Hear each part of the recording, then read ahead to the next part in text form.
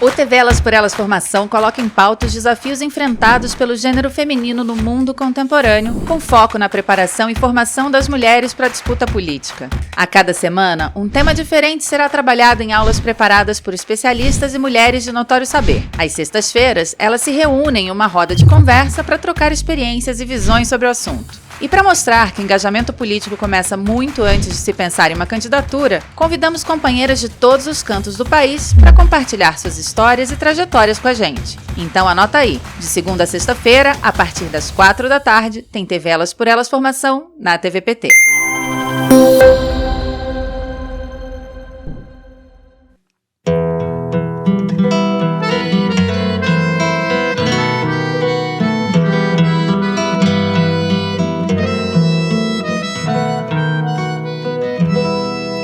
O lugar que é bom pra mim é onde eu quiser estar.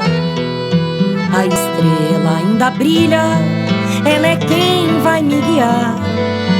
Ser guerreira é minha sina, batalhando pra vencer. Tenho voz pra ser ouvida, tenho sonhos pra viver. Não vão mais conseguir me anular, me calar. Ninguém vai me impedir de cantar e lutar. Seja em casa, no campo, na rua ou na praça. Chega de mordaça, agora eu vou falar. Porque eu sou mulher pra fazer acontecer. Eu sou uma delas, são elas por elas, ocupando os espaços de poder. O tema dessa semana é feminismo e a TVPT preparou um dia especial para celebrar a luta das mulheres. Na aula de hoje do Elas por Elas Formação, Nalu Faria faz um panorama sobre a data 8 de março, o Dia Internacional da Mulher. Olá, nós estamos aqui hoje para nossa segunda aula e hoje nós vamos estar justamente falando do 8 de março e a gente vai continuar a aula ainda falando do feminismo do início, final do século XIX, início do século XX. Ontem eu até esqueci de comentar que esse momento do movimento feminista foi conhecido como a primeira onda do movimento. Isso, claro, tem debates hoje em dia, mas acho que é importante a gente resgatar. E o que eu queria hoje desenvolver é justamente como é que se deu a construção do debate feminista dentro da corrente socialista e a relação disso com o 8 de março, né? Porque todas nós sabemos, já faz anos que a gente está recuperando essa história do 8 de março e mostrando justamente como que ela está vindo, como que o Dia Internacional de Luta das Mulheres está vinculado a um processo longo de luta das mulheres socialistas, né? Então, eu estava, a gente tinha falado que as sufragistas tiveram, claro, se organizaram em vários países, mas sempre vocês vão ver que tem uma força grande na Inglaterra e nos Estados Unidos. Se a gente, quando for olhar, as mulheres socialistas também se organizaram em vários países, mas a gente sempre tem muito mais coisa a contar, talvez também o que está mais documentado e que a gente conhece mais das mulheres alemãs, né, do Partido Social Democrata Alemão, do Partido Socialista Americano e das mulheres da Revolução Russa nesse momento.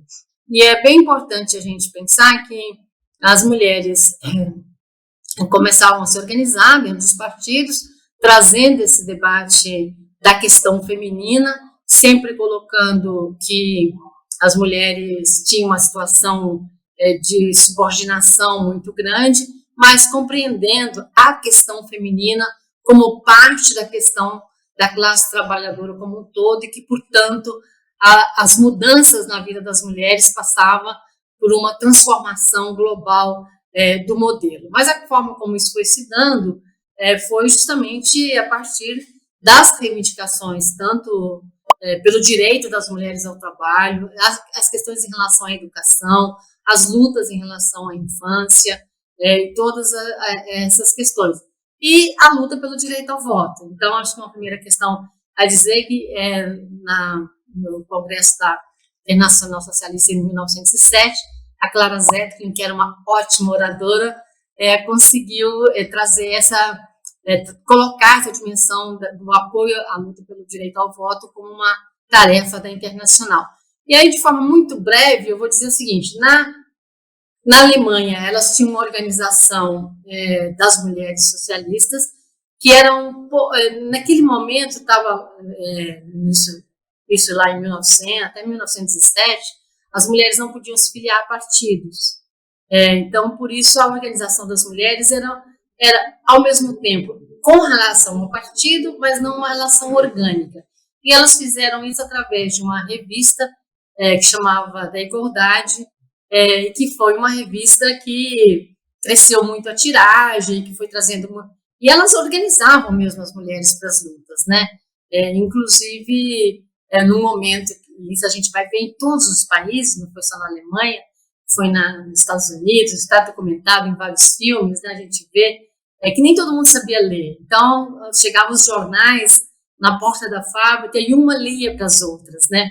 Então, acho que na Alemanha teve esse processo grande, liderado pela Clara Zetkin, mas aí a gente cada vez mais da relação estreita da Rosa Luxemburgo também com a Clara Zetkin, e que a Clara Zetkin, inclusive, foi a pessoa que começou a organizar as conferências de mulheres socialistas. A primeira foi em 1907, a segunda foi em 1910, onde foi nessa conferência de 1910 que se propôs um dia de luta internacional da mulher trabalhadora pelo direito ao voto.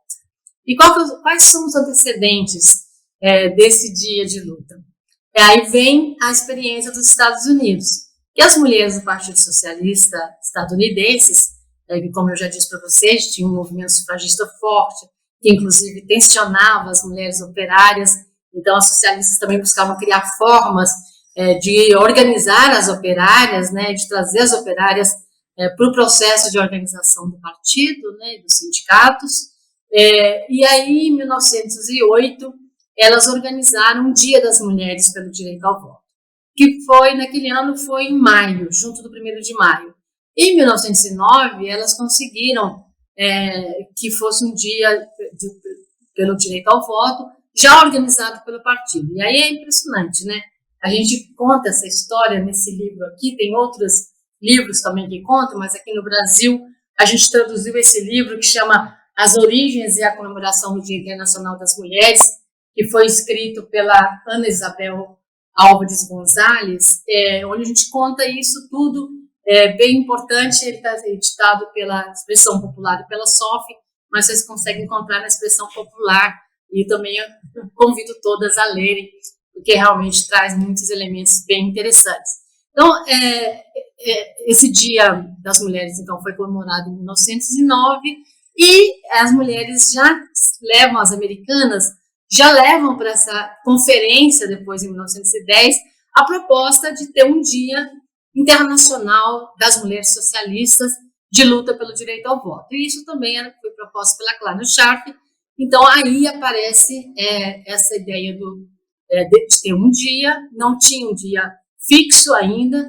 As mulheres americanas faziam geralmente no último domingo de fevereiro, e os primeiros 8 de março foram, em geral, no último domingo de fevereiro, e já em 1911, vários países da Europa organizaram, os Estados Unidos também. Na Rússia só começou a ser organizado em 1914, também tinha a ver com a repressão lá na Rússia. E aí o 8 de março vem crescendo, e justamente quando foi 1917, que estava organizado para ser o 8 de março, no último domingo, 23 ou 22 de fevereiro, que era no calendário antigo, né, da Rússia, que seria o 8 de março, que é o 8 de março hoje, na verdade. E vocês sabem que em 1917 estava a Guerra Mundial, e na Rússia tinha uma situação de pobreza era o inverno, né, já não no fim do inverno, mas em pleno inverno, os homens na guerra, as mulheres lutando para sobreviver e para garantir o pão para seus filhos, e numa Rússia extremamente autoritária, do conquistarismo e tudo. E na véspera do domingo, que ia ser comemorado o 8 de março, as mulheres já começam a sair nas ruas e chamar um processo de greve. E aí daí começa uma greve, tem uma insurreição, e que foi a revolução, que é chamada Revolução de Fevereiro, onde caiu o czar, né, teve um governo de transição, e até que depois, em outubro de 1917, tem o processo da tomada de poder e da instauração da República Socialista Soviética, né? Então, assim, o 8 de março, isso está registrado em algumas falas, né? A gente tem registro das falas da Alexandra Kollontai, e aí é importante também dizer para vocês que as mulheres russas foram maravilhosas, e são coisas muito interessantes, e eu não estou conseguindo falar tudo que eu gostaria de falar, mas lá nos Estados Unidos, que eu falo para vocês, que teve um movimento socialista extremamente forte, inclusive com organizações de mulheres do campo. E na Rússia é outro lugar que a gente vai ver que também as mulheres camponesas, ao longo desse período, foi se organizando. Mas eu estava dizendo, então, que estava falando que teve o processo de tomada do poder, né, o papel da Alexandra Kollontai, a Alexandra Kollontai colocando o que foi o 8 de março, também tem uma fala do Trotsky, né, tem uma fala do Trotsky que eu gosto muito, até por ser um homem, como ele reconheceu, né, ele falava assim, tinha atividades propostas pela comemoração do Dia das Mulheres, né, e tinha um debate no partido de começar umas ações revolucionárias, mas não tinha nada programado. E as mulheres, nesse dia, a despeito de qualquer diretiva do partido, saíram nas ruas e começaram uma greve geral e começaram a revolução.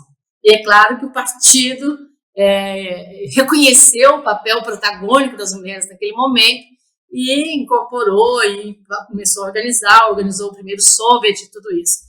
Então, alguns anos depois, foi proposto que o 8 de março fosse, que até, como eu disse para vocês, até então não tinha um dia fixo. E aí foi proposto que o dia 8 de março passasse a ser o Dia Internacional de Luta das Mulheres, em homenagem às camaradas russas que tiveram esse papel tão protagônico no início da Revolução. E aí eu estou contando mais os fatos históricos e menos os debates. Claro que tanto a Clara Zetkin na Alemanha, as americanas e as russas tinham um debate sobre o que deveria ser a organização das mulheres, a relação da organização das mulheres socialistas com as mulheres do que elas chamavam movimento burguês, né? E sempre prevaleceu, acabou prevalecendo entre elas, né, inclusive com muito debate, que era importante ter uma organização das mulheres socialistas articulada, vinculada no caso, ao Partido Socialista, aos sindicatos, às organizações de luta da classe trabalhadora. Então, ou seja, no movimento socialista daquela época, houve, portanto, a não concordância de ter um movimento unificado das mulheres, né? E por isso tinha dois movimentos em processo. Acho interessante a gente resgatar, a gente conhece pouco a história, como eu já disse, que esse processo tem momentos de muita unidade ou de solidariedade, tem conflitos, tem contradições, mas eu quero só comentar um momento que eu acho bem bonito, que aí tem a ver com outro elemento do 8 de março, que ainda, muitas vezes, a gente atribui o 8 de março a um incêndio que teve numa fábrica. E aí, às vezes, as pessoas falam, mas e o incêndio? Não teve um incêndio? Não, de fato, houve um incêndio, mas não foi aquele incêndio que aparecia nos nossos textos, que uns falavam que era em 1908 incêndio, outros falavam que era em 1857. O incêndio que houve foi em 1911, numa fábrica em Nova York, e é interessante a gente pensar que os antecedentes desse incêndio, de novembro de 1909 a fevereiro de 1910, teve um amplo processo de greve começado pelas mulheres nas indústrias têxteis, mas que depois se transformou numa greve geral, lutando por muitas melhorias de condições de trabalho. E essa fábrica onde houve o incêndio, que era uma fábrica de tecelagem, foi justamente uma das fábricas onde trabalhava basicamente mulheres, muito jovens, de 13 a 24 anos, todas imigrantes, judias, italianas, que não teve nenhuma melhoria. E era um prédio extremamente insalubre, e era comum os patrões, quando eles saíam, principalmente sábado, domingo, fechar as portas para impedir que as trabalhadoras e os trabalhadores saíssem do trabalho, fossem fazer alguma coisa. E foi isso que aconteceu. A fábrica estava trancada, era um edifício alto, naquela época Nova York já tinha problema de espaço, um edifício frágil, começa um incêndio, as portas trancadas, as pessoas tentam fugir, muitas pessoas conseguem se salvar, mas 146 pessoas morreram, 124 mulheres. Hoje, neste lugar, é uma universidade. E esse incêndio ele foi assim, extremamente comovedor, né? E ele, inclusive, a partir dele, se produziu mais lutas e mais negociações por melhoria das condições de trabalho. Então, o que eu estou querendo dizer? O processo de organização do 8 de março e de luta que foi dando no 8 de março vem dessa luta pelo direito ao voto, que se conecta depois com o momento da Revolução Russa e com o processo de crescimento da organização das mulheres trabalhadoras. Embora isso não signifique que não tenha tido um incêndio, mas ele não está vinculado à história do 8 de março. Mas o que eu queria resgatar nessa questão dessa greve que durou 13 semanas, era inverno, gente, e as mulheres eram presas quase todos os dias. E um dos motivos pelos quais elas conseguiram aguentar tantos dias de greve, claro, os sindicatos pagavam, as fianças tiravam, mas também houve uma campanha de solidariedade das sufragistas com essas mulheres em greve para ajudar a pagar as fianças, tirarem ela das prisões, né? Mas a gente tem outros elementos nesse movimento que a gente conhece as contradições. Por exemplo, nos Estados Unidos, já estou me alongando, nos Estados Unidos as sufragistas, as primeiras, em geral são mulheres que vieram da luta anti-escravismo, seus maridos eram abolicionistas e elas participavam junto com eles da luta, e é interessante pensar que, de repente, elas falaram assim, nossa, mas eu também sou uma escrava, eu não tenho direito de votar, eu não tenho direito de ter propriedade, eu não tenho direito de decidir se eu vou trabalhar, se eu não vou trabalhar, eu preciso da permissão do meu marido para tudo, e isso foi também uma chave para elas começarem a se auto-organizar, inclusive aproveitando a experiência, o aprendizado de organização de luta antes. Isso não significa que ao longo da luta pelo direito ao voto não teve contradição entre essas mulheres da classe branca, sufragistas, e a população negra, e os negros nos Estados Unidos, né? Tanto por não reconhecer as mulheres negras ou não buscar organizar as mulheres negras neste processo da luta sufragista, até porque a luta estava pela abolição da escravatura, né? Mas por momentos também que teve contradições de como encaminhar a luta pelo direito ao voto.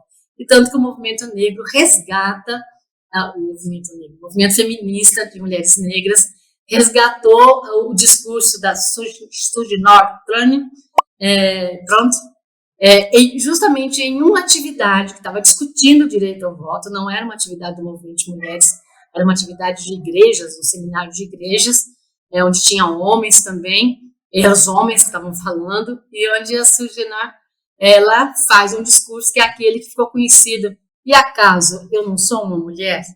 A gente depois pode voltar nesse tema, mas para mostrar que os processos eram mais complexos do que a gente pode pensar.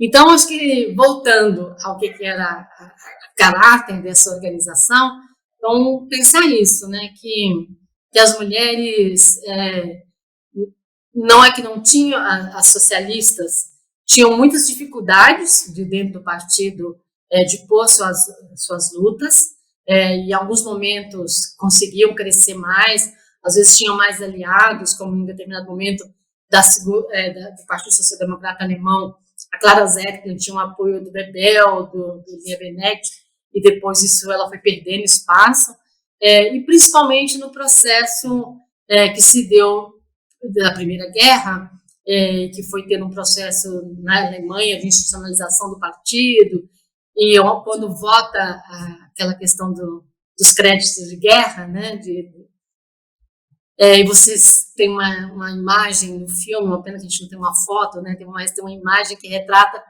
a Rosa Luxemburgo, que estava fazendo uma campanha contra a guerra, mas ela não podia votar, né, ela ficava de fora, ela não podia entrar no parlamento, né.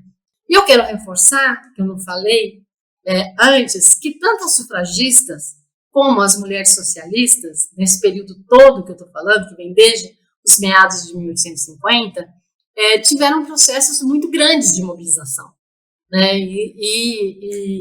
Inclusive, uma das fotos, né, que tem aqui nesse livro, a de cima, é justamente a mobilização das mulheres russas no 8 de março, perdão, de 1917, que é um mar de mulheres, né? Então, essa importância da organização, da mobilização, da construção de força própria para poder empreender as nossas lutas. E eu termino essa parte fazendo mais uma referência justamente a esse livro organizado pela Graziella Schneider, também ditado pela Boitempo, que chama A Revolução das Mulheres. Aqui elas resgatam os textos das mulheres russas desde antes da Revolução, inclusive de algumas feministas que não eram socialistas, e muito da socialista, da Krupskaya, da Inês Armandes, da nossa querida Kollontai e tantas outras, né? E é muito impressionante, se vocês lerem, como tem algumas questões que são as mesmas que nós discutimos hoje. O que significa debater o feminismo dentro do partido, de como a gente convencer que a dimensão da luta das mulheres é estruturante e tudo isso, né? E também de como combater o machismo e o patriarcado entre nós e tudo isso. Então, acho que também é muito importante pensar que no ocultamento da história, algumas questões a gente vai perdendo, e a gente às vezes não sabe que elas já foram debatidas, que elas já foram colocadas em alguns momentos. Mesma coisa, outro dia eu lia, que nós vamos falar daqui a pouco, né, no próximo momento, sobre o feminismo da segunda onda, o papel das feministas radicais, e eu li um texto que falava que elas foram as primeiras a estruturar uma crítica sobre a família. Nossa, gente, quanto a Alexandra Kollontai trabalhou essa dimensão da crítica à família patriarcal, o debate da sexualidade, né, e da igualdade, e tantas outras questões vinculadas às relações pessoais, à coerência na vida pessoal, na vida política, essa ideia de pensar uma vida integral, uma vida que realmente a gente está olhando para todas as dimensões. Isso a gente encontra também na Rosa Luxemburgo e tantas outras, né? Veja bem, nós falamos que um dos desafios é ocupar os espaços de poder. É ocupar todos os espaços, na verdade, né? É não deixar lugar vazio e, sobretudo, não deixar lugar que nós não estejamos nele e que a gente não tenha levado para ele a nossa trajetória feminista, né? A nossa pauta. Porque quando a gente fala do feminismo, a gente fala de uma pauta, a gente fala de um lugar, a gente fala de uma concepção de mundo, né? A gente fala desse respeito. E quem construiu essa história?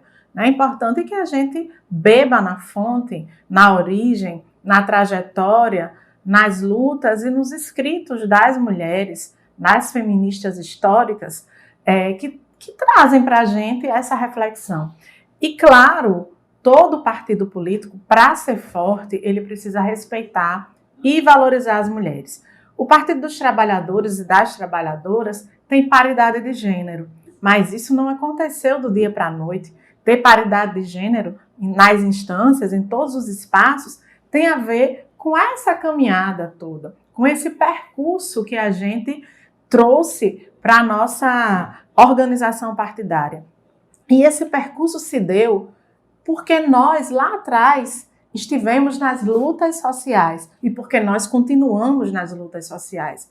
porque nós estamos no partido, mas com um pé dentro do movimento e vice-versa, porque o partido precisa se alimentar desse conteúdo, mas o partido também precisa produzir, né, suas próprias sínteses e precisa também, ao ocupar os espaços de poder, porque é a partir dele que a gente ocupa o parlamento, por exemplo. O partido forte, ele nos traz junto essa pauta que a gente foi construindo lá atrás, ela chega no partido e ela vira, por exemplo, no nosso caso, o modo petista de legislar, e eu diria o modo petista feminista de legislar. É assim que eu me encontro hoje, nesse lugar que eu estou. E eu quero falar sobre isso porque tem um link direto com a Organização das Mulheres, com as redes de mulheres. Importante demais saber que as mulheres, elas se encontram e se juntam também. O movimento feminista tem ampliado esse olhar, esse lugar das redes, até para pensar alternativas como a economia feminista, né, como a economia solidária, como parte desse projeto de mundo que envolve a luta das mulheres e que busca e que caminha, né, construindo alternativas. E eu me sinto super feliz de saber que o nosso partido é esse partido, que entendeu a luta histórica, que ao presidir o país trouxe, né, Conferência Nacional de Mulheres, Plano Nacional de Mulheres, políticas para enfrentar todas as violências, e a gente vai seguir assim, sendo partido forte, porque a gente acredita que os movimentos sociais são mais fortes ainda.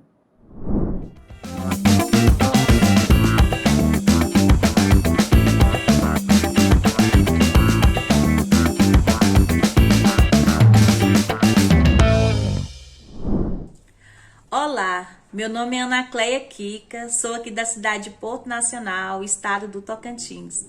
Sou mãe, esposa, estudante, dirigente partidária, feminista, ativista, defensora popular, atuo nos movimentos sociais, movimentos de mulheres e movimento negro. Tenho formação acadêmica em ciências sociais. Fui a primeira mulher no meu estado a receber o título de cientista social. Fui a primeira da minha família também a entrar na universidade pública pelo sistema de cota. Atualmente estou no mestrado de comunicação e sociedade pela Universidade Federal do Tocantins. Eu venho de uma família onde os meus pais eram analfabetos. A minha mãe não teve a oportunidade de estudar quando era jovem, mas depois de uma certa idade ela chegou a voltar para a sala de aula e conseguiu concluir o ensino médio aos 54 anos de idade. Ela era aquela pessoa que nos incentivava e dizia a importância de ter um estudo, de ter um conhecimento, porque o conhecimento ele transforma, liberta. Essa garra, essa disposição, essa vontade de estudar e de adquirir conhecimento vem da minha mãe. Então, assim, foi através da universidade, através da minha formação, que eu conseguia enxergar, entender toda essa complexidade que envolve a nossa sociedade, né? Ainda mais em relação às mulheres. Porque que as mulheres são a maioria na sociedade e são a minoria em determinados espaços. E por que demorou muitos anos para que as mulheres ganhassem de fato essa emancipação política. E mesmo depois da emancipação política, a gente ainda tem essa dificuldade de acessar alguns espaços da sociedade, principalmente esses espaços de poder. Eu sempre fui rodeada de mulheres, né? Vejo as mulheres nos diversos espaços da sociedade ocupando esses lugares de trabalho. Mas onde é que estão as mulheres na política de fato, né? E quando essas mulheres estão na política, geralmente elas têm a bênção de alguém. Ou ela é filha de um político, ou ela é esposa de um político, ela é irmã de um político. E agora eu, né, que não tenho esse apadrinhamento político. Como que a gente vai fazer política? Ser uma mulher preta e periférica e conseguir transitar nesses diversos espaços, que é ao mesmo tempo você tá na periferia, entender todas as questões dessa desigualdade, as mazelas que infelizmente a população pobre preta ainda enfrenta no nosso país, e estar na universidade, estar inserida nesse debate político também é um desafio muito grande para mim. As pessoas ainda olham com receio, com preconceito, ainda mais que eu moro numa cidade pequena, uma cidade tradicional, que todo mundo conhece todo mundo, né? Então sempre foram as mesmas pessoas que estiveram à frente do poder, né? E aí você é perguntada, você é da família de quem, né? Quem são seus pais? Aí quando eu falo assim, meu pai era chapa, minha mãe era uma lavadeira, sempre tem aquele estranhamento no olhar das pessoas, né? Como se aquele lugar não te pertencesse, não te pertence. Então, assim, a campanha foi muito visível quando eu me coloquei à disposição da disputa da vereança na minha cidade em 2020. Era nítido o olhar das pessoas e muitas das vezes as falas. E falas preconceituosas mesmo, que achavam que não me magoavam e depois eu ficava refletindo sobre aquilo. Alguns eu dava algumas respostas, outros simplesmente ignorava porque não valia a pena. Então, assim, estar nesses espaços hoje é importantíssimo que nós mulheres, né, mesmo que a gente não tenha esse capital político, mas que nós fazemos parte, né, dessa maioria da sociedade, mas que somos a minoria que ocupa os espaços, é importante para que a gente possa levar as nossas demandas. Então eu te convido, mulheres, venha fazer parte da política partidária. Afinal, o lugar de mulher é aonde ela quiser. O TV Elas por Elas Formação de hoje chegou ao fim. Você continua acompanhando a programação especial da TVPT e a aula de amanhã é sobre as vertentes do feminismo.